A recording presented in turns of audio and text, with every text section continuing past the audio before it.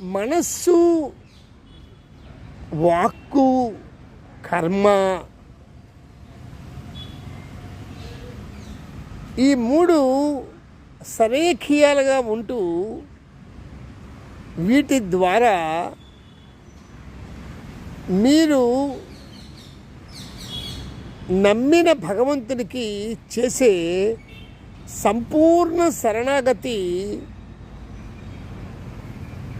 మీకు జ్ఞానాన్ని ఇస్తుంది. ఆ సంపూర్ణ శరణాగతికి జ్ఞానానికి ఎటువంటి తేడా లేదు. ఇది మీరు గమనించాలి. ఈ సంపూర్ణ శరణాగతికి మనము చరిత్రలో చూసుకున్నట్లయితే శ్రీరామకృష్ణ పరమహంస కాళీమాతకు సంపూర్ణ శరణాగతే ఉన్నారు. అందుచేత ఆ మాత ఆ రామకృష్ణుని యొక్క ప్రతి క్షణం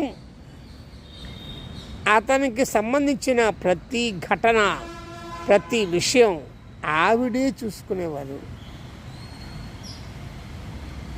అలాగే అష్టావక్ర మహామునికి జనక మహారాజు శరణాగతి కావటం వల్ల అతను జ్ఞాని అయి, ఎవరు జనకుడు జ్ఞాని అయి చరిత్రలో మిగిలిపోయాడు.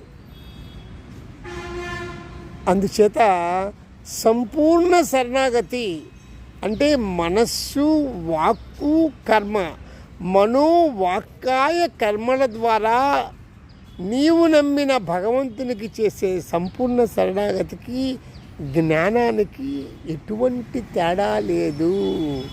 ఇది మళ్ళీ మళ్ళీ నేను ప్రత్యేకంగా చెప్తున్నాను.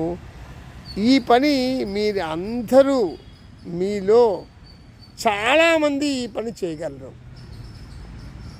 మీరు నమ్మిన భగవంతునికి సంపూర్ణ శరణాగతి మీ మనస్సు, వాక్కు, కర్మ, మీ శరీరము మొత్తం అంతా కూడా శరణాగతిగా అర్పించి మీరు నమ్మిన ఆ భగవంతుని యొక్క ఆశీర్వాదాన్ని పొంది అతని ద్వారా లేదా ఆమె ద్వారా జ్ఞానాన్ని మీరు పొందగలరని ఆశిస్తూ ముగిస్తూ ఉన్నాను.